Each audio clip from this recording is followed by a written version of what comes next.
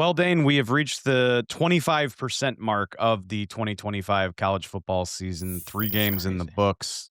I know it always flies, right? Yeah. But I'm having a little bit of a crisis as we start the fourth week of this show because even with 25% of the season in the books, I feel like I know less than I did in August. Right. It just, and maybe I shouldn't be surprised because of the unpredictable nature of college football, but some of the teams that I thought really highly of coming into the season have been exposed a little bit. Some others haven't been exposed, but maybe they just haven't taken the baton and run with it the way that I thought they would. And of course, the top of this quarterback class, I think it's fair to call it lackluster through 25% of the season. So I'm searching for more information desperately. I'll be very happy once we get into conference play and everybody's playing good opposition most weeks. I'm having a hard time with this, if I'm being honest with you. I think that's perfectly normal. I think this can be a tough time for scouts because you do so much work over the summer to create a base foundation of what this draft class looks like. And then the season starts and all these curveballs come at you where, oh, I didn't expect that, or oh, this looks different than we expected. And so you use the word crisis, like it kind of fits because you have to, and this is where the best evaluators are the most experienced 'cause they've been through this, they understand it. Um, just understanding, okay, you need to stick to your guns on some of your preseason thoughts based off of, well, okay, this player's playing much better than I expected, but maybe they haven't played anybody or they haven't been tested yet. Not going overboard with trying to overcorrect. But at the same time, you have to keep an open mind. You have to be open to, hey, players get better. Guys were banged up before. Maybe they're healthy now. Different situations. So, it's definitely a fine line of being open-minded, but still sticking to your guns because you don't all the work you did over the summer, it's not like you just erased that. It's not like that doesn't matter anymore. Like, you have to still have a framing of who this player is. So all the context is so important with players, and that's gonna continue throughout the year. But I do think that as we get into October, November, it will stabilize, and that's also why I don't do a top 50 update. I don't do one until, like, Halloween because there's so much that needs to stabilize with this draft class with new faces, guys playing better, guys come back down to earth. So me personally, I need a good 2-month window into the year before I feel better putting my name on an updated top 50. I don't think you could do one right now. At least not if you wanted to do it true justice, just Right. with the amount of volatility that we've seen. The one thing I will say I do love about college football is because, especially from a national perspective, it's easy to fixate on the major storylines, and we could get on here every week and harp on Arch Manning's problems in Texas, and there are enough other people doing that, right? But what's cool about college football is there's 65 games on every weekend at the major level of college football, and you can go find something to be excited about if you set your mind to it. And that's what I want this show to be. And that's what we're going to start off with this week's game ball, which I'll be honest with you, Dane. I didn't see a down of this game until you told me we were going to talk about this guy. And I went back and watched, not the whole game, but I watched a lot of it on Monday. And yeah, I want you to tell me about Texas Tech quarterback Behren Morton, who was on fire in the Red Raiders' big win against Oregon State over the weekend and flashed some very enticing talent if you're looking for a quarterback to get excited about this fall. Yeah, Barrett Morton, he replaced Tyler Shuck, when Shuck was hurt at Texas Tech and played well enough that that's when Shuck decided, "Hey, I'm gonna transfer to Louisville." And, Shuck turned into a second-round pick. But Morton has been on the radar for a little while now. On Saturday against Oregon State, career best 464 passing yards. Right now, he's tied for the FBS lead with 11 passing touchdowns. And look, I don't think this Beavers defense is very good, but Morton was doing NFL level type things, and that's what kind of got me excited. And that's why I wanted to give him the game ball here. You just touched on it, like just introducing new names that I know that the diehards know who Behren Morton is, but maybe not everybody does. And like there are a few plays in this game where he showed quick feet in the pocket, really did a nice job maneuvering, but staying in rhythm with his reads, with his eyes downfield. And he's not shy pushing that ball down the football field. Currently number 2 in FBS in completions of 20 plus yards. I think he's at 18. Not very big. He's 6'1 and a half, 205, but he's very confident as a passer. And some of the placement on those tight window throws, that really showed. So I think a common theme with him is when he's out there, Texas Tech wins. In games that he has started, the Red Raiders are 17-4, and so I think that when you factor that in, some of the throws that he's making, the decisiveness, and scouts call him the heart and soul of the team, the type of competitor that you almost have to reel him back at times because he wants it so bad. So you take all these things and it's like, okay, there's something to him. And he came into the year as my number 6 senior quarterback with a day 3 grade. So it's not like he's coming out of nowhere here. Now the first 3 games, I wouldn't say he's been truly tested, but that'll change on Saturday. Going to Salt Lake City, it's a local 10 a.m. game up there.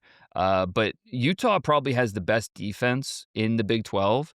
So this is going to be a critical tape for Morton in terms of putting his best play out there for scouts, and so this will be a big one for him on Saturday.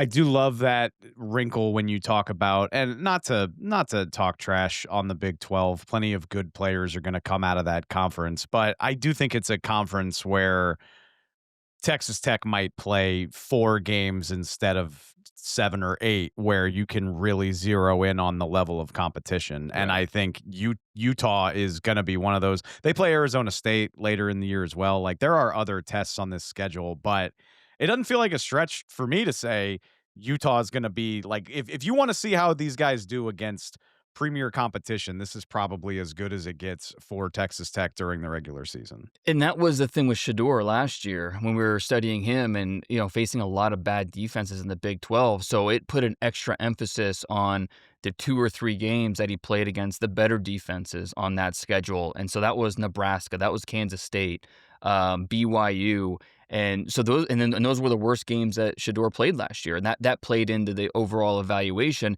And it'll be the same thing with Sam Levitt, all these Big 12 quarterbacks. And especially Morton, who, yeah, I mean, they're always going to play respectable defense. And so they're going to be in the mix to be one of, if not the best defense in that league. And so this will be an important game for him. Texas Tech, major storyline heading into this college season because they spent a ton of money in the transfer portal. They kind of upset the status quo in college football. Everybody's like up in arms about a non-blue blood spending their way to the top, as if that's not what every other program in college football does.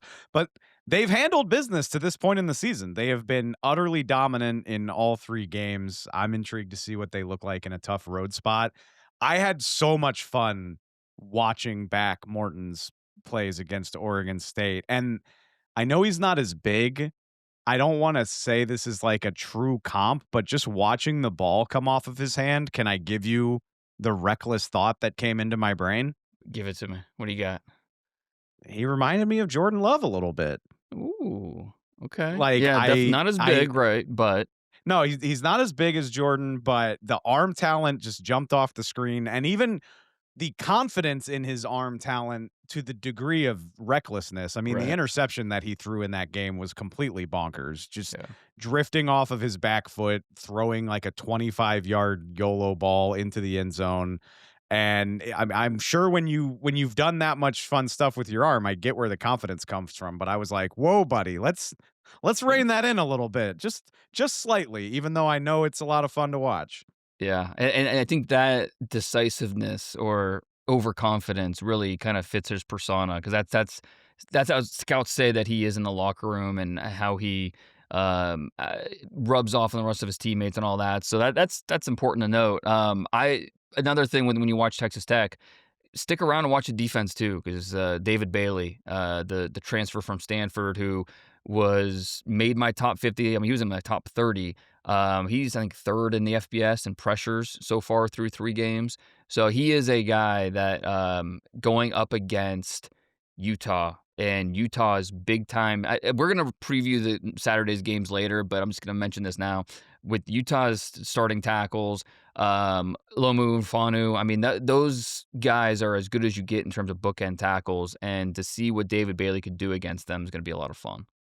I'm gonna say we're gonna talk some about this matchup when we get to the end of the show, but yeah, a lot to like in that game. A lot of fun quarterback play in the Big 12. I wanted to just highlight. It felt like an obvious place to go, but I do think it's worth mentioning. Handing out a game ball. The funny thing is, I didn't know where exactly to go in talking about LSU's defensive performance against Florida on Saturday night because a lot of the biggest moments were made by guys that are not 2026 draft prospects. Like they Right. had sophomores and freshmen flying all over the field. I wish that I had an opening, Dane, to talk about DJ Pickett with you. He's not gonna be a draftable prospect for, like, 2 more years, but it already seems like opponents are afraid to throw to his side of the field, which is a crazy thing to say about an 18-year-old. It reminds me a little bit of Derek Stingley's star turn in LSU's defense a few years ago, but I don't we can wait on that, but I wanted to highlight the LSU defense. I think a guy that stands out here specifically, I'm excited that Harold Perkins looks like the guy we were excited about his true freshman season, Yeah. coming off of a major injury, and I had serious concerns about how he would be used, especially as a pros prospect, and some of that is still true for me. Like, I don't see a true edge prospect in Harold Perkins, but the way Blake Baker is using him at LSU, the way he's able to generate pressure and showcase his closing speed, in addition to, I don't know if I'd be ready to call him like a strength in coverage, but he can at least make plays in the passing game. I Mhm. thought doing that against major SEC competition was a big step forward for a guy that I had a lot of questions about coming off of an injury. Yeah, and you want him in space because there's still times where he will get just absolutely stonewalled at the line of scrimmage, can get kind of caught up in the noise with the bigger bodies, but out in space, he's so explosive. There are a lot of instances in this game where you see that closing speed, where it just in the blink of an eye, he is beating blocks because the blocks can't get to the landmark in time. His closing burst is outstanding. And as a zone dropper, he did a really nice job kind of taking away some of those throws in the flat. When they would motion the running back out wide, he had no problem going out there with him and just kind of taking that option away from DJ Lagway. And so part of why DJ Lagway had 5 interceptions was part of it was the way Perkins played as a zone dropper. And he had one play where he sniffed out the screen, or it was a wide receiver screen, and was able to get his hand out, knock the ball down. That was a big time play. Yeah, this LSU defense, and especially because they lost Whit Weeks early in this game Yeah. with a targeting penalty, so everybody else had to step up, and they did it in a big way. I mean, I'm still just really impressed with Mansour Delane, that guy corner. He had another fantastic game. Watching the tape of this one back last night, he was outstanding. I mean, he's so smart. Again, he's not a guy that's gonna wow with the size and the speed. He'll be good and when we talk about him at the combine, but he won't be amazing. He won't be great. But what really separates him is how smart he is on the football field, especially in zone, the way he can come off, read the quarterback's eyes.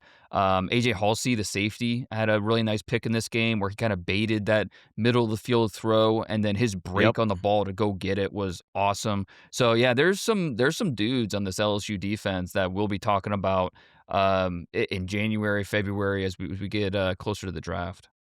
I think that's another reason why I wanted to highlight these guys is I'm not ready to try to guess where they're gonna be drafted, but watching this LSU defense over the first 3 weeks of the year, there's at least gonna be 3 or 4 of these guys who we hear their names get called in the spring, potentially more than that. Like, it Oh is a yeah. very talented, very deep unit. So, if you are a NFL fan with defensive needs on your team's roster, this will be a fun team to watch all season long because there's like half a dozen of these guys making plays for LSU. I mean, if I had to do a top 50 tomorrow, I don't know how I could possibly keep Delane off of that. I mean, the way he has Yeah. played, I mean, Oh, the way he's played and against two, even if yeah, we don't think the world of Florida and Clemson at this point, and obviously they've had really disappointing starts to their seasons, but these are still teams with NFL talent all over the roster. And I like that carries a lot of weight for me. no doubt. And I mean, I would kind of say the same thing with Harold Perkins, who I kept him off my preseason top 50, just with the uncertainty, just coming back from an ACL. Not sure exactly the role he was going to play, but he's really settled in with this star position where he will be a blitzer on some plays. He's going to drop on some others.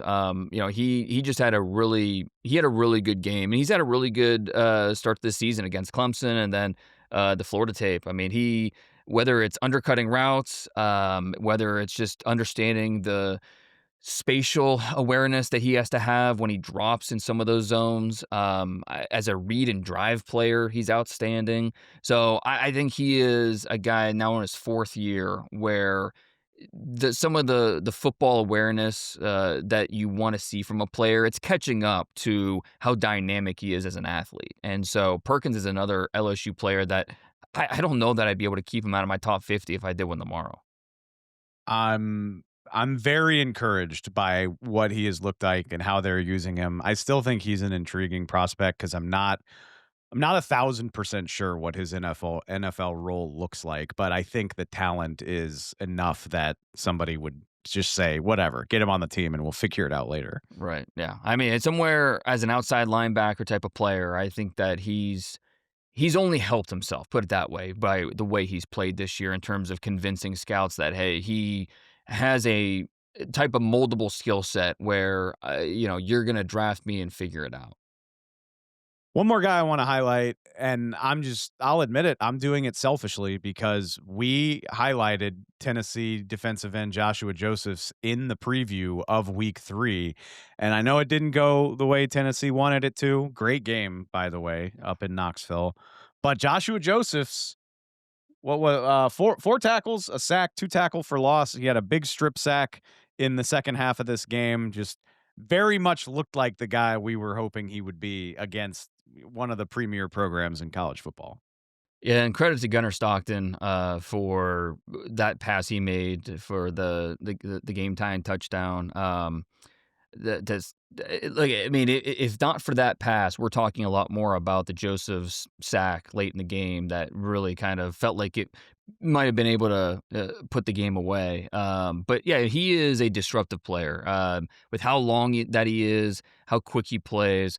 I don't know that he's going to have maybe the size and some of the things that teams look for to go in the first round, but that's why I compared him to Donovan Ezaraku, a guy who maybe didn't check every box, but he's just a good football player. Goes in the second round to Dallas this past draft. I think Joseph's could be similar, where he's really long. He's not someone you have to hide versus the run, and he's going to give you some juice off the edge when you want him to get after the quarterback. So even though he might not check every box, he is someone that you want part of your defensive line rotation at the next level. All right, Dane, lot to watch in that very fun Georgia overtime win against Tennessee. And as we shift into, I was not familiar with your game, I'm not surprised to see this name on the rundown. We've talked a lot already this season about wide receivers trying to establish themselves at the top of this class, make a statement, jump up the rankings if you can as we go through the early part of the season. And safe to say Tennessee receiver Chris Brazzell did exactly that with an enormous performance against Georgia. Yeah, and look, he's a player we knew about, but the way he played, it was like, oh, I wasn't familiar with this part of your game because, and here we are talking about another Tennessee receiver trying to figure out, okay, how much of what we're seeing is the talent, how much of it is the scheme. But there were enough flashes, especially in this game against Georgia, where I mean, Brazzell's a guy we're going to be talking about a lot the next, how many months trying to figure him out. 6 targets, 6 catches, 177 yards, 3 touchdowns against Georgia. Averaged almost 30 yards a catch. He had 2 catches over 50 yards. He first came on my radar when he was a freshman at Tulane. He was making plays. and then he transfers to Tennessee last year. He was a starter for them, but he was really underwhelming, and through 3 games this year, he already has more receiving yards than he did all of 2024. So, now it's going to take some more work to fully figure him out because, again, that Tennessee offense it's just so far from what you're gonna see on Sundays, but this is an NFL guy, clearly. I mean, he's 6'5", 200 pounds. He's got this long striding acceleration, so he can be explosive vertically. Um, and you saw those 2 catches of 50+ yards, the tracking skills, the finishing skills. But the play that really made me kinda sit up in my chair was there was a deep out earlier in the game that I thought was his best play. I mean, he beat press off the line, immediately pushes the route vertically, sells the 9 route, and then at 15 yards, makes this abrupt 90-yard cut, where he's just without gearing down. Like, with most guys that long with those longer legs, they've gotta collect themselves, make a decisive cut, but one that the corner sees coming. He was so abrupt with this cut that the corner was 5 yards beyond him before he even realized it. Most receivers that size just don't have that type of short area quickness. But that route specifically, I mean, just executed it. It was coaching tape, exactly how you want it executed. So, um, I guess that's why I'm including him in this. I wasn't familiar with your game category because I wasn't familiar with that part of his game. Knew he was big, knew he was fast, but he's more than a one trick pony. This is a guy that even though maybe the Tennessee offense doesn't always give him a full route tree to show everything he can do, he's more than just a straight line, go up and get it down the field type of guy. I was really impressed with his contested catch ability. Like his Yeah. 2 of the big catches in this game came in those sorts of situations, and the contact balance. I mean, you mentioned his finish to not only make the catch but make the play after that. I mean, you mentioned it. I mean, he's 6'5", so he's a big dude, but 6'5", 200. That's I mean, there's not a lot of meat there. Like this is a skinny dude, but he was playing physical at the catch point, I thought, and I was really impressed by that. No doubt about it. I mean, yeah, because those windows. I mean, some of those throws were underthrown by Aguilar, who for most of the game had a pretty good game. But some of the throws were underthrown. But that the tracking skills that he showed to get underneath it, and then the finish. Those are not easy plays to finish, but he made it look easy. So yeah, I'll be surprised if he doesn't get a lot more targets in this offense as they go through the SEC schedule. And look, this Tennessee offense and their defense, the way they played, they're going to be a contender for the college football playoff as we go through. Because I know they lost this game, and so they're, on the win loss record, it's going to show up. But the way they play, the talent they have, they're going to be a team that is going to be pushing for one of those playoff spots when we talk about it 2 months from now. Plenty more chances to make an impression on their schedule, and none that I don't think they can win based on what we've seen so far. I mean, if you put forth that kind of effort, the Alabama game is in Tuscaloosa, so Oof, not that'll to be say they fun. won't be challenged. It'll be fantastic. Yeah, and I am excited to watch more Tennessee football, which I said this heading into the weekend, but I think from a national perspective, they were kind of left for dead when Nico Iamaleava left town, and clearly that's not the case. I'm still pretty high on this volunteer team. Well, and hopefully at some point they get Jermon McCoy back, their top corner, who Right. has all He's the one talent. he's on your top 50 and we haven't Yeah. even seen him yet. Yeah, exactly. He had ACL in January, so he's still working his way back. You don't want to push him necessarily, before he's ready. But at some point, we hope to see him out there, and that's only going to strengthen this team. There was another really fun game that happened in the SEC on Saturday, and it flew below my radar, and I feel bad about that now because my submission for "I was not familiar with your game" was the quarterback play we saw in the Arkansas Ole Miss game on Saturday. And I am familiar with Talon Green. He was at Arkansas last Mhm. year. He transferred over from Boise State. I know all about him, except I thought he played at a level beyond what I was expecting. I think and Arkansas had a really nice start to the season playing lesser competition, but in a road spot against a ranked Ole Miss team, I was super duper impressed with Taylor Green. And then on the other side, Dane, I want to talk to you about this because look, I'm not trying to sell this guy as a big time draft prospect, but again, I think I overlooked Ole Miss Arkansas because there was a lot of uncertainty with the quarterback situation, and lo and behold, Ole Miss winds up starting backup quarterback Trinidad Chambliss, who transferred in from D2. And man, he didn't look like it playing against SEC competition on Saturday. Like the D2 national champion out of Ferris State completed 21 of 29 for 350 and a tutty, rushed for another 62 yards, and just looked beyond comfortable going against SEC competition. I don't know what that means for any potential draft stock, but I thought the whole game was great, and I thought the quarterback play was really exciting if you're looking for more of that around college football this year. Yeah, he was fun, no doubt about it. He's listed at 6', 200, so, he's probably 5'10" and change, and, I was uh gonna say that the measurements are not yeah. kind to this guy, that is for sure. He kinda reminded me of, Jordan Travis coming out of Florida State, a couple years ago, who unfortunately had to retire after that bad injury he had late in Uh, Florida State's season, but smaller guy who, uh, operates really well, from the pocket where, he can get quick release, get the ball out, distribute it. I mean, you saw him every level of the field. He was, distributing the football, giving guys chances for yak opportunities, used his legs when he needed to, when those opportunities were there. Now, I think there's a chance that Arkansas's defense is just really, really bad, and that certainly helps. Really, I mean, both these defenses were pretty rough. But to your Makes it point, a fun watch for us, though. well, yeah, absolutely, and if you're, Austin Simmons, I mean, now there's more of a quarterback conversation here, in terms of who's gonna be the Rebel starter moving forward, if everybody's healthy. So that's just, I'm glad you brought him up because he's a perfect, I wasn't familiar with your game type of candidate just because, yeah, I don't know many people outside of diehard Ferris State fans who were watching him last year. But hey, they won a national title, Division II. That's not nothing.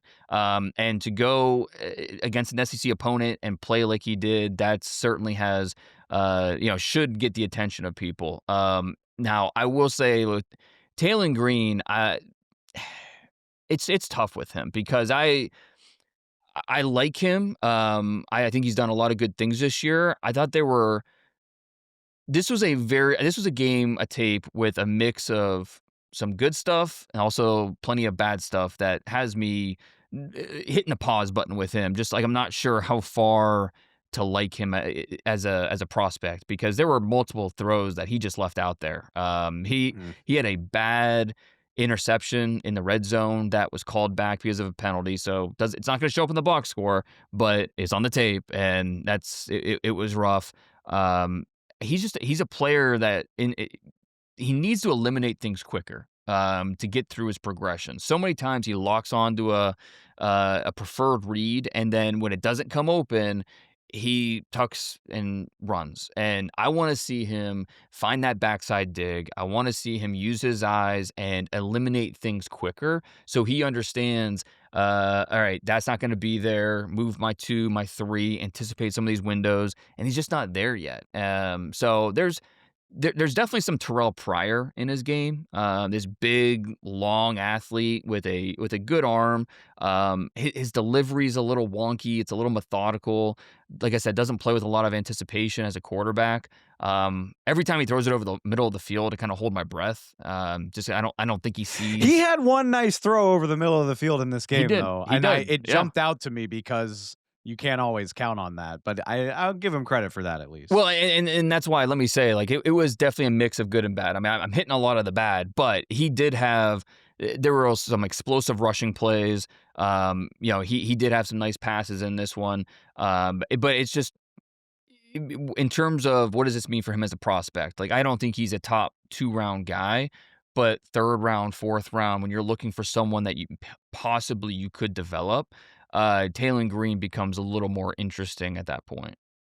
Well, the rushing ability makes him intriguing. Just I believe he leads all quarterbacks in rushing yards so far this season, or Makes he's at sense, least yeah. near the top of the list. It's like 307 rushing yards through 3 games. And it's the classic case of the mobile quarterback. Like it's nice to have that, but if we're talking about NFL level, you want to see a guy lean less on that and show that he can do the pocket passing part of the job. We do this with every mobile prospect every year. So we'll see how he develops. I I'm intrigued by where it can go for both of these guys, really. And Yeah. unfortunately, we don't even know how much Chambliss is going to play. He's still officially the backup until Austin Simmons is. I mean, Austin Simmons is coming off of an injury. We'll see. Right. But I do like the idea.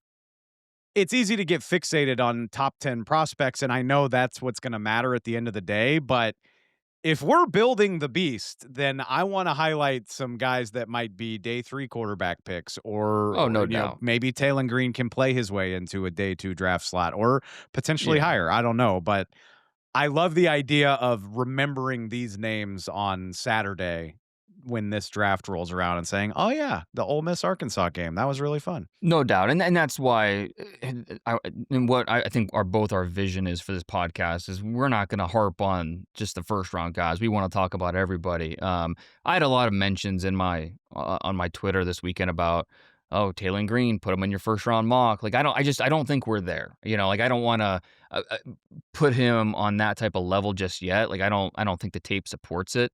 But something that I'm really encouraged about with Taylor Green is scouts talk really highly about what the coaches say, and they say he's confident, team leader. He's a captain, like the type of guy who's not going to call you out. He's going to put his arm around you, take you to the side, explain exactly what he's talking about. Just an awesome, awesome person. And so the confidence, the ability to address your team, your teammates, and do it with authority where they're going to listen, all those intangible factors, he's going to check those boxes, which is certainly something that you can, along with the physical traits and the way he's gotten better every year, that's something that you can sell to a war room, no doubt.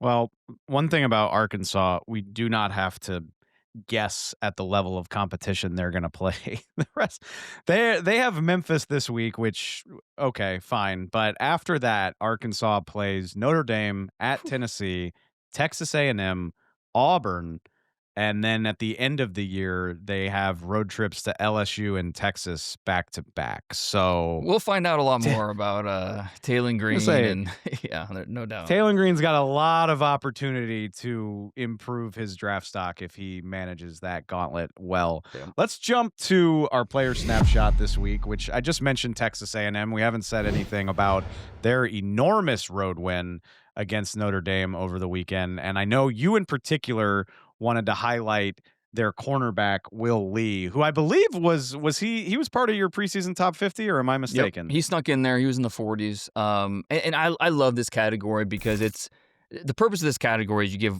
one play snapshot where like you just try to encapsulate, hey, this is this player at his best. This is why this is a player we should be talking about as a legit prospect. So there was a play in the second quarter in this game. Notre Dame had 3rd and goal, threatening to go up by 2 touchdowns, and the Irish they had trips to the left.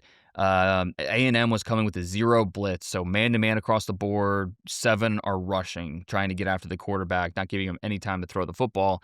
And so that leaves Lee alone on the right side of the formation defending Malachi Fields. 6'3" target, big catch radius, and I think everybody knows where it's going. It's either going to be a quick screen to the left for with 2 blockers in front, or it's going to be the quick inside slant or the fade. And so in this type of situation, the corner, you have to guard against that outside fade, but then also take away the inside slant. And so it's all happening very quick.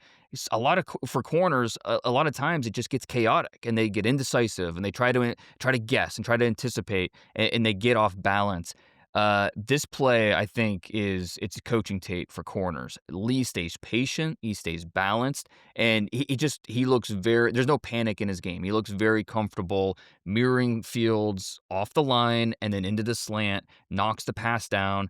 and the Irish, so they have to kick the field goal. And that was basically a 4-point play for Lee. And that's significant when you consider A&M ended up winning this game by 1 point. So Will Lee, yeah, he's an interesting prospect. Yeah, like you said, he made my top 50. The speed, the fluidity, I don't think they're more good than great in terms of NFL standards at the position, but he's long, he's instinctive, and he can match up versus size in the outside. And a play like this really shows just that veteran presence that he has to be patient, to be balanced, and go make a play. Not surprised by the result at all. Pretty damn surprised at the game script in A&M Notre Dame. I saw the winner of this game having like 23 points, and of course we get Yeah. a 41-40 barn burner. This this Notre Dame defense, I mean, this was like coming in to the season, it was like, well, we're not sure what to expect from the offense, but we know the defense will be good. You know, we just that's what we've come to expect. But you lose Al Golden to the NFL. It's just yeah, obviously they lost some personnel changes in terms of the players, but just thought it would be something that Marcus Freeman would have that group buttoned up and ready to go, and it's been anything but that so far. So for Notre Dame, it's tough when you start 0-2 against arguably the two best opponents on your schedule, and so now you have to go out there and make sure you play a flawless game against USC and some of these other player or teams coming up on the schedule to have any hope of getting back in that playoff discussion. So, yeah, it was an interesting game from a lot of different standpoints, and for A&M, I think you could tell where they spent some of that NIL money this offseason, especially at receiver. Craver, the smaller but speedy sophomore, we're not talking about him yet 'cause he's not draft eligible, but Casey Concepcion's a junior. He's draft eligible. He's a fun player. You know, they A&M, they've got some guys, no doubt about it, that is going to make them fun to watch in the SEC. That's part of my crisis so far this season is when I hunt back through what happened on a Saturday and I get excited about something, half the time I'm like, "Ah, this guy's not draft eligible." Oh Which yeah, right. not to talk trash on this year's class because the guys we get excited about, they will emerge in time, but a lot of young players making a lot of fun plays across college football in the early going of this season. No doubt about it. And I want to mention one honorable mention for a uh, uh, one play snapshot. Bray Hubbard for Alabama. The Alabama Wisconsin game. I think we thought Alabama was going to win. I thought maybe Wisconsin had the chance to cover a big spread. I think it was like what 21 or something like that. They don't. Alabama wins. But Bray Hubbard, the safety, he took a lot of heat. Um, because of the way he played against Florida State, and specifically that one viral play where he was jogging, not giving maximum effort. Meanwhile, Florida State's they're scoring a touchdown, and so deservedly so. He received a lot of pushback on that, but credit for bouncing back in a big way, whether that was motivation for him or whatever it was. This type of game is, I mean, he took it over. He had 2 interceptions, but there were a couple plays where you see the trigger, the read, and the drive, and those plays are kind of what I'm talking about for the one play takeaway, where before the ball carrier can even turn the corner and get outside, Hubbard was on him and physical when he arrives at the play at the ball carrier, but the read and drive really stood out. So alert, fast, confident, a lot of things that maybe you thought the opposite of if you just saw that viral clip of him from the Florida State game. So good on him. Like he deserved the criticism he received, but he also deserves to be praised for the way he played against Wisconsin this past weekend. I don't want to get ahead of myself, but it looks like the embarrassment of how they played in Tallahassee has snapped Alabama back into focus. I mean, Yeah, they Ty have looked the Robinson's playing way. well. Yeah, they've looked the way you expect them to look the last 2 weeks. Now, does that mean anything? I don't know. Fortunately, It we also don't have to get. well, I say it also Wait, might mean what? that Florida State's just really, really good. I mean, there's Well, that that that that true. that, that That's is true that too. chance too. Yeah, I mean, we don't have to guess was going to be my point because when they get off it's of their true. bye, it's at Georgia, so we don't have to wait long to see what Alabama's all about. I wanted to highlight, and I guess my theme for the show this week, Dane, is that I'm just giving some love to some quarterbacks that I think are playing well who maybe aren't bona fide blue chip NFL prospects. I still think we should talk about Haynes King. And No we're going to doubt, talk yeah. about Clemson in a minute on the other, like, we'll talk about them in the next segment. But Haynes King, man, just willed his team to an upset win against Clemson, 20 of 28 for 211 as a passer. Much more importantly, 25 carries for 100 yards and a touchdown. And on the touchdown, that is my snapshot. Fourth quarter, Georgia Tech drives 90 yards to get to the goal line. They got a chance to take the lead late in this game and engineer this upset. And of course, they call Haynes King's number right at the goal line. Clemson safety, Ricardo Green, I believe. The Clemson, excuse me, Ricardo Jones meets him Okay. in the hole, and Haynes King just doesn't give a just just drives this guy, takes him for a ride into the end zone. And I like that is a snapshot of what he's all about. He's a perfectly adequate passer of the football by college standards, at least. But the snapshot on Haynes King is just what a tough SOB. And he's going to carry the ball as many times as he needs to and crush as many defenders get in his way and do everything he can to win a game for Georgia Tech. I think draft people are going to fall in love with this guy, even if he's not like a big time quarterback prospect. Like, I think this is a guy who could get drafted late, and the fan base that gets him will be really, really excited just for intangibles and just the fun of it all. No doubt. I mean, we've seen, think about Sam Ellinger out of Texas. Like not the best passer, but tough, intangibles. Like you knew what you were getting with him. Riley Leonard, similar type of thing last year. I don't think. Like I think the natural thing for a lot of people, my Twitter mentions were a lot when I tweeted about Haynes King uh, being a player that was easy to appreciate because no hyperbole. He might be the toughest guy in college football. Just the way he, like you were saying, he takes licks at running the football and just bounces right back up. I mean, his Sunday mornings have to be just brutal. Just, I mean, awful. It just feel like you were in a car accident. There's only so much you can take, and so I think it's fair to kind of worry about that part of it. Um, but as a prospect, he has a long release. His placement isn't as sharp as you'd like, but he's smart. He's athletic. He has top tier intangibles. A lot of people want to say, "Oh, Taysom Hill," and Taysom Hill. I don't think people give him enough credit for how good of an athlete he is. Like Haynes King isn't that level of athlete, but he's still an athletic player, no doubt about it. And so I think that he definitely has a shot to get drafted because the intangibles are so great, because of that competitive toughness that we're talking about, and he's avoiding some of those big mistakes that kind of plagued this team last year in some of those big situations. So Georgia Tech is a team we should be talking about more as they could be a playoff team very easily. I mean, when you look at their schedule, it's like, okay, they get past Colorado and Clemson in September. The next, they don't have Miami, obviously, and then obviously they play Georgia later in the year. So I don't know. Besides, having to face Pitt, like the ACC just isn't this super deep conference of teams that you worry about. Now, it feels like there's a lot more, chances for upsets in that league.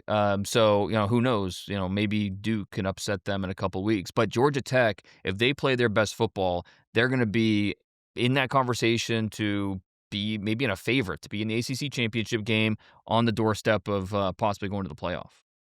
I am manifesting this now that you've said it. Georgia Tech has a manageable schedule up until the end. I am manifesting a world where Georgia Tech has 0 or 1 loss and Georgia has like 1 loss. I think Georgia would need to have at least 1 loss going in, but Georgia and Georgia Tech playing a rivalry game over Thanksgiving weekend where the loser might be on the outside looking in of the playoff picture.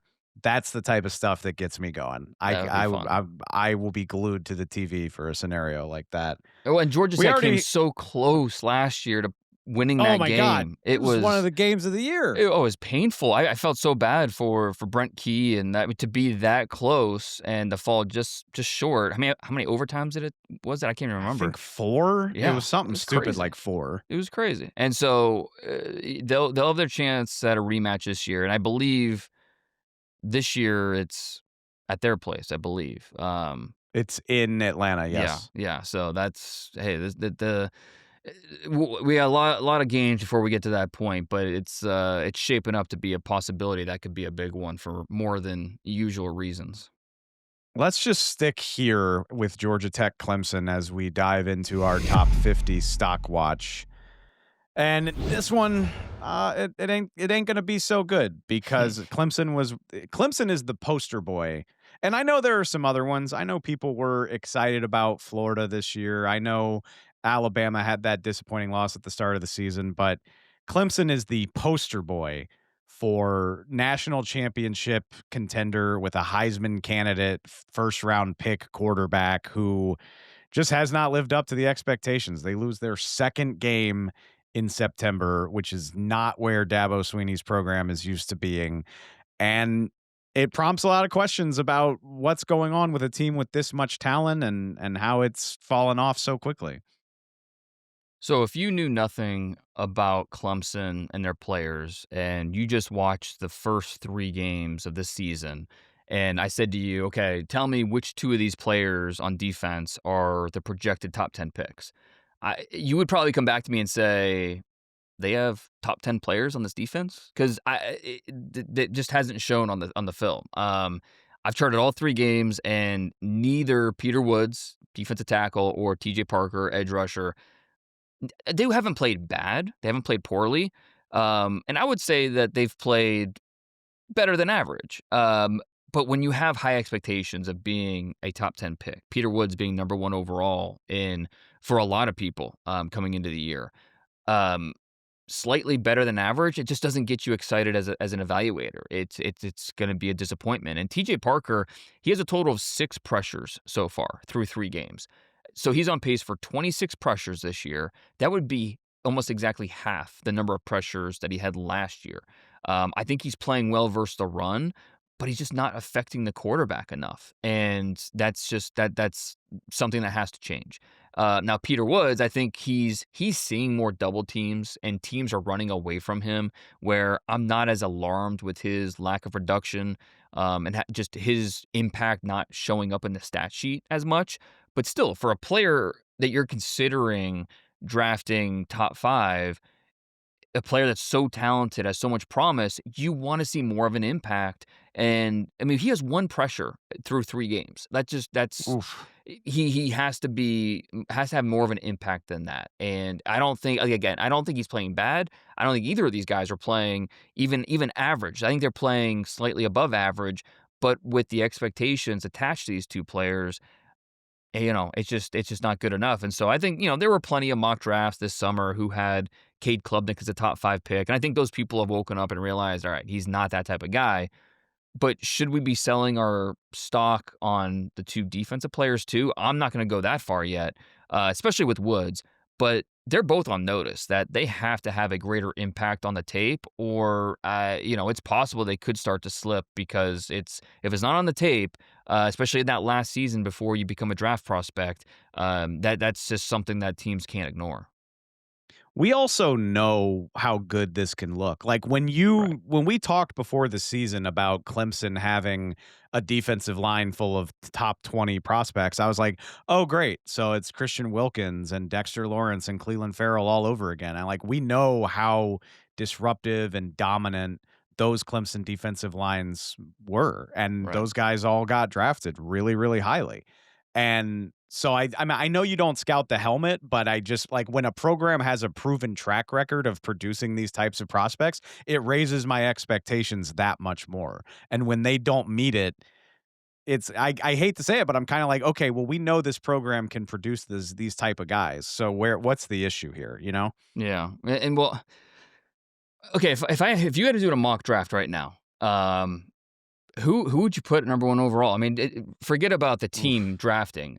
Who are you considering putting there at the number 1 overall spot? Like, it's tough. I don't have a good answer to that question. Yeah, sorry to put you Who on the spot like that because it's a hard question to answer because I don't I mean, Arch Manning, obviously, we can move on from that, at least for the time being.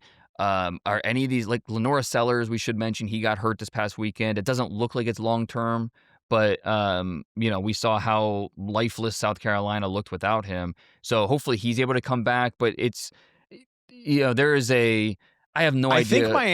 I think my answer would be Caleb Downs, A safety, okay. I mean, which I mean, that's yeah, not great. That's not a yeah. great place to be. Right. And that's and even Caleb Downs, like, I don't he has a pick this year, but I think was that against Grambling maybe? So, it's a half a pick. But, like, I it's tough because I don't know, maybe, like, the 2 Utah tackles you can talk yourself into, Yeah, going that high. I was gonna mention that. I'm gonna check in with them after we see this game that they have this weekend. Yeah, no doubt. But my overall point being, it's part of the reason that what made Peter Woods number 1, and why it's part of this conversation that we're having, there just weren't in my opinion, there weren't a lot of no-brainers. Like, I think Keldrick Falk from Auburn, is on his way. I think he has a chance to, really cement himself as a top 5, top 7 type of guy if he continues at this pace.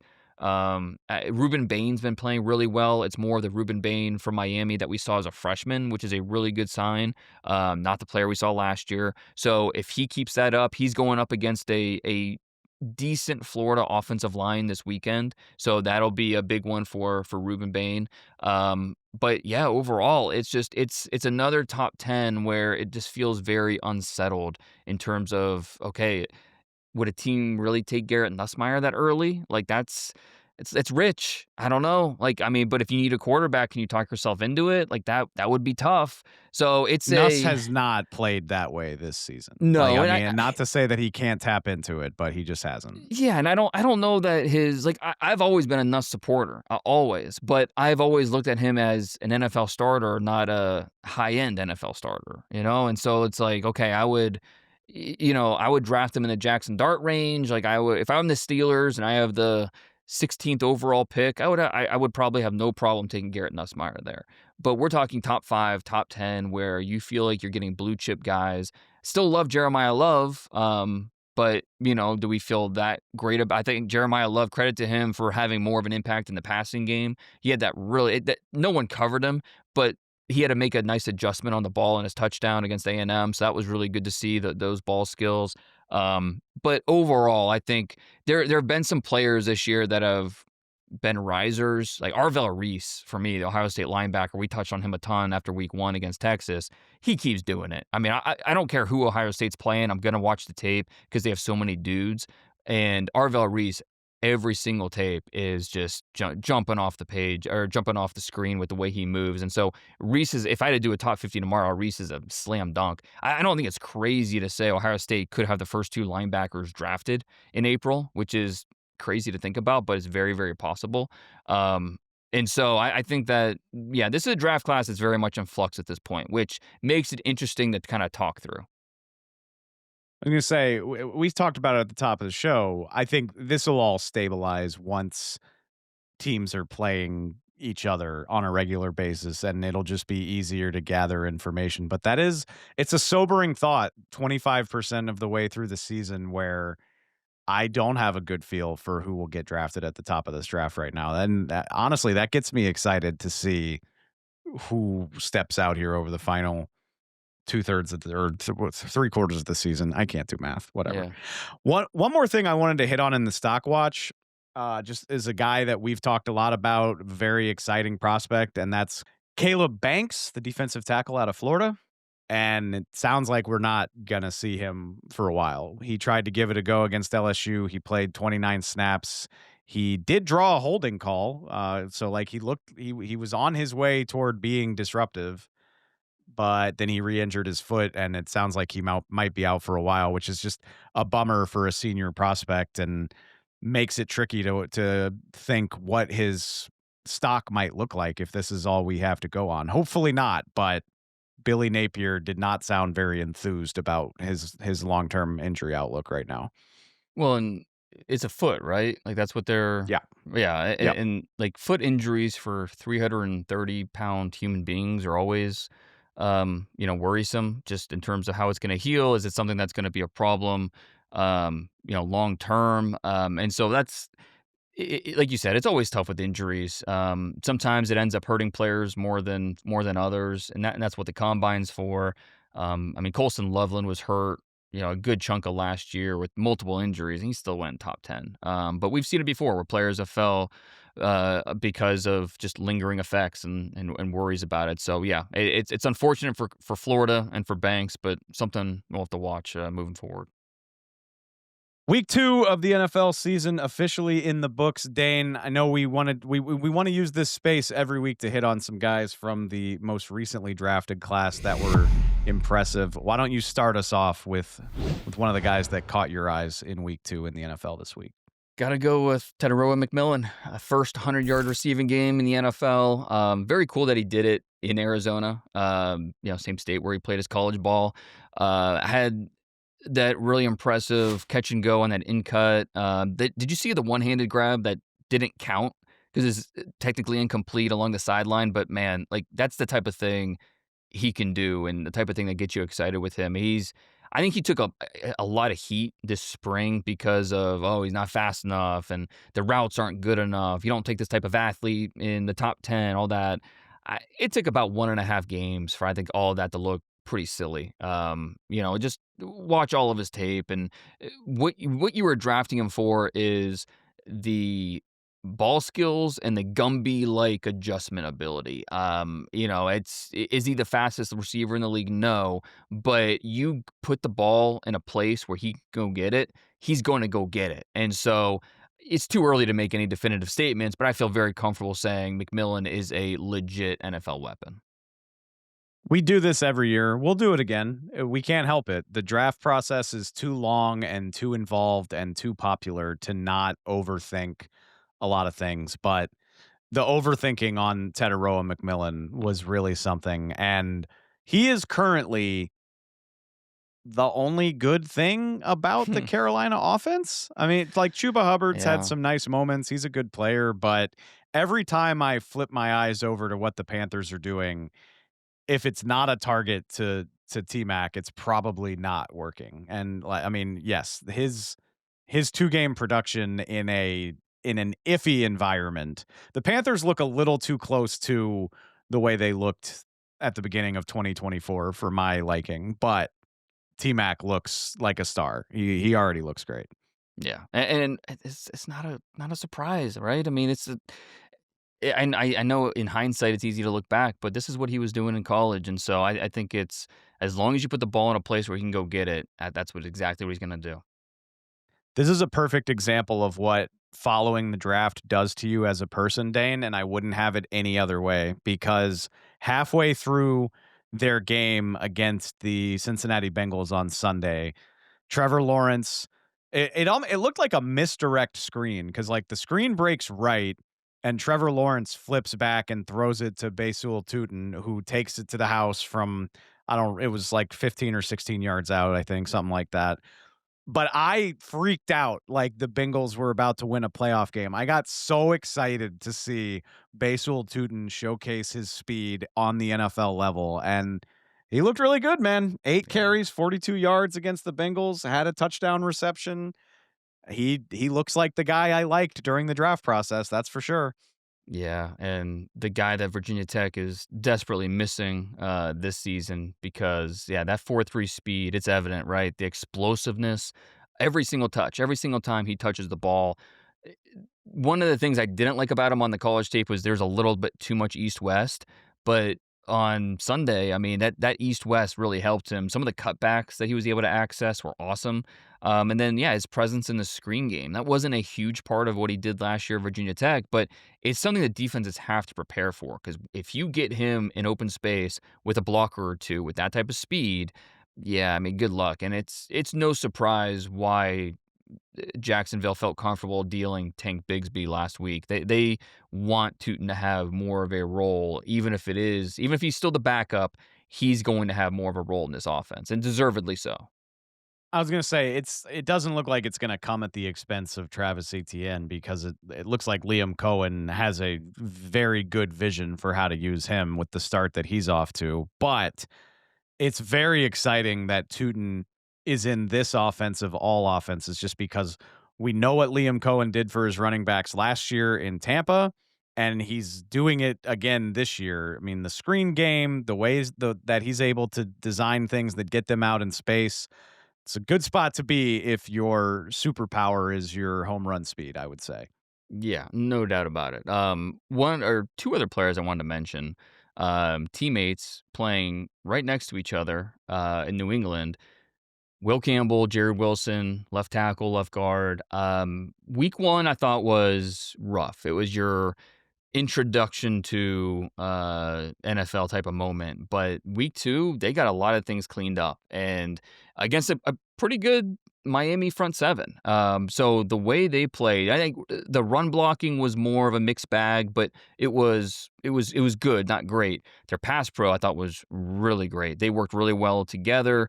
You didn't see. I don't think either of them gave up a pressure. That's how it They looked did like. not. Yeah, okay, perfect. So because that's the way it looked like during the game, and they held their own against again a pretty good Dolphins defense. No pressures, no sacks. I think Wilson had a penalty in the game, but yeah, I would call that a really clean performance against. I know that the Dolphins don't look very good through 2 weeks, but there is a lot of talent on that Miami front. That is one thing that you can say about them. So I consider that an impressive performance for two rookies playing their second game. And they got a big assist from special teams, but Hmm. it was the Patriots' first 30-point game since 2022. So I call Wow. that A plus for two rookies starting together on the left side of that line. No doubt. And like Jared Wilson, I comped him. My comp was Rodney Hudson. I thought he would be able to step in from day one and be a capable starter in this league. But I thought that at center, I because we hadn't seen him at guard in college. He started 1 year. It was all at center. So there was a lot of some questions about, oh, okay, we're gonna move him over to guard. I mean, a position that he just doesn't have that proven versatility. Well, I mean, he's showing it right now. He does not look lost, or he doesn't look like guard is a foreign position for him, which is just it's awesome for him and awesome for the Patriots, who now have a little bit of flexibility with how they build this offensive line moving forward. Let's wrap this up with our week 4 look ahead. We already talked a fair amount about it, but I'm really excited, Dane, to watch some Texas Tech Utah football. We already mentioned it. The quarterback we talked about at the top of the Yeah. show, Behren Morton, is in this game.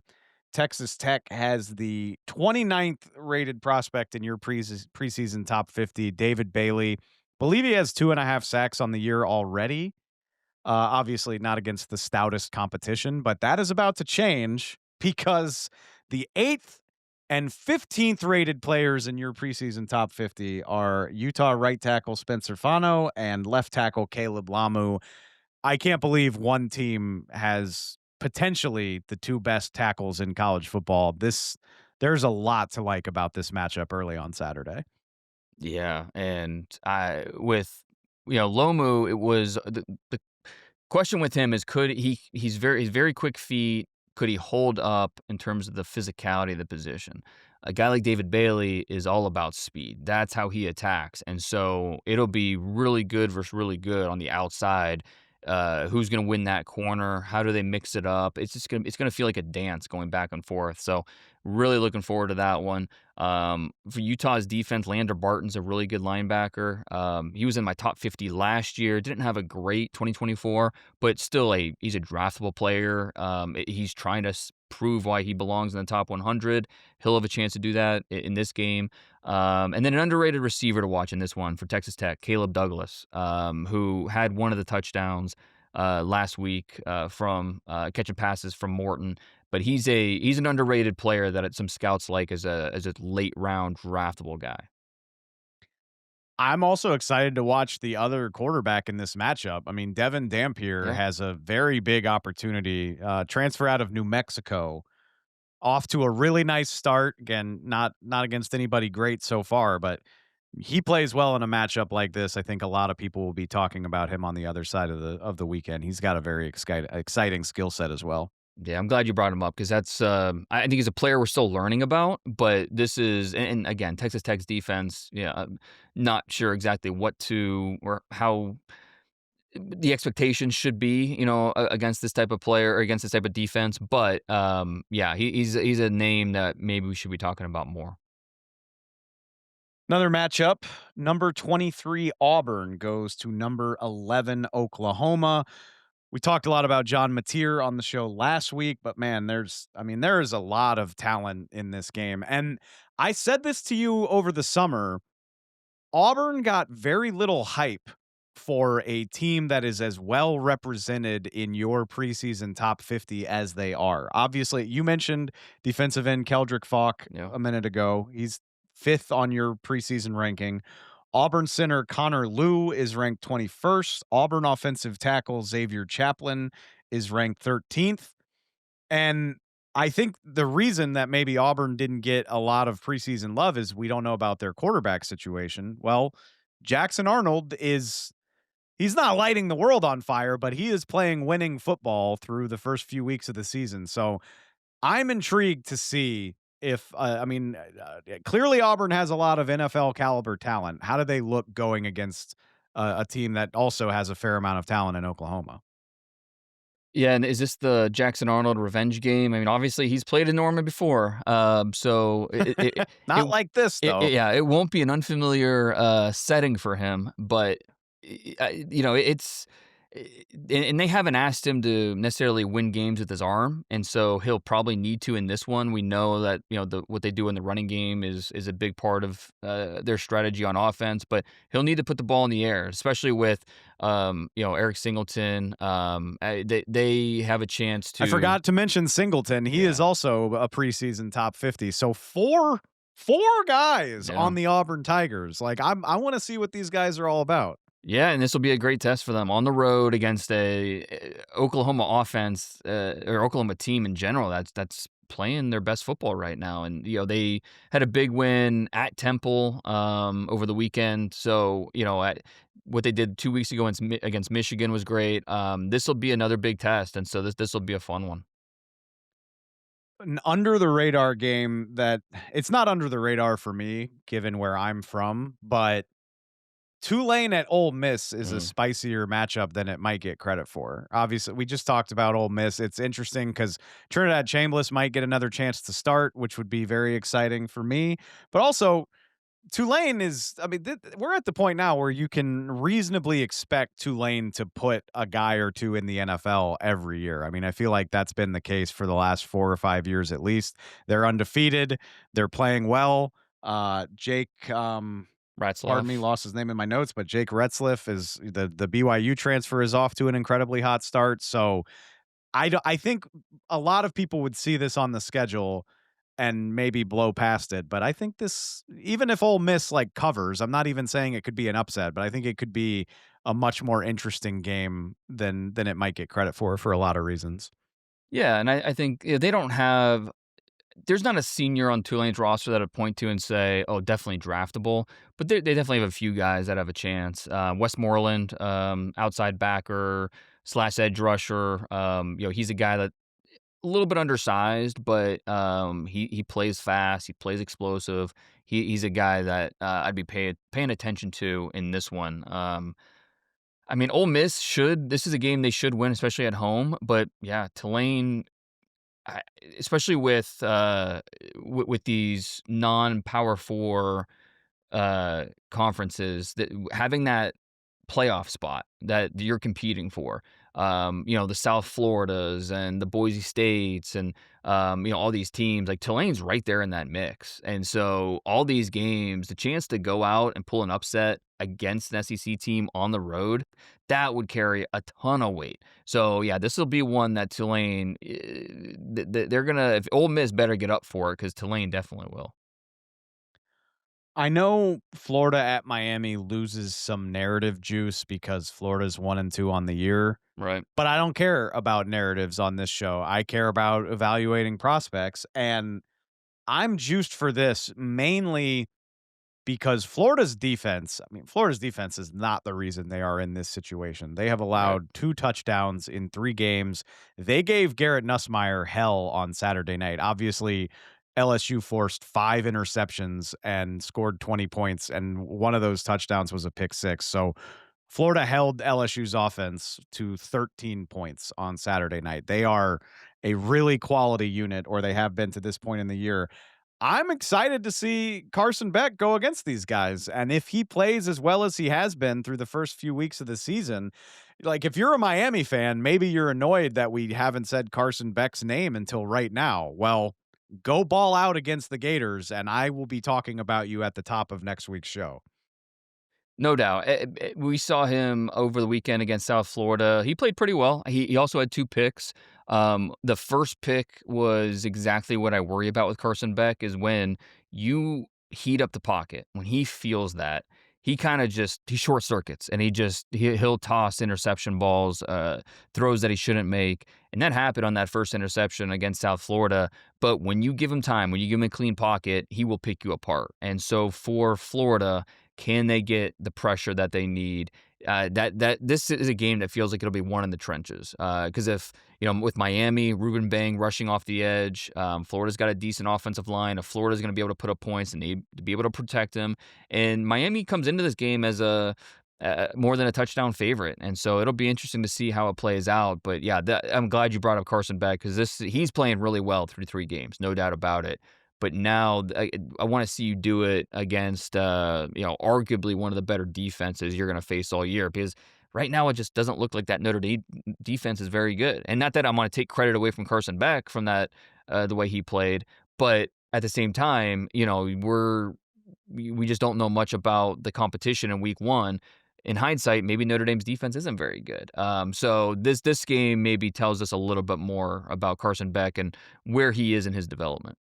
We are allowed to slow play these things if we want to. And Oh, yeah. Carson Beck, he's got Florida and Florida State back to back coming up. So Yep. plenty of opportunity to wow us. I mean, if he plays well in both of those games, then yeah, he's going to be the guy that the national networks are highlighting on all of their coverage. I promise you that. Last one I wanted to mention, Indiana has just, I mean, I don't know, I'm not trying to talk trash, but they just have not played anyone of note to this point in the season, and that changes on Saturday as they play host to number 9 Illinois. I know Illinois has got some good players on their roster, but mainly as the basic man that I am, I'm intrigued by Fernando Mendoza's first big test of the season going against a good Illini team.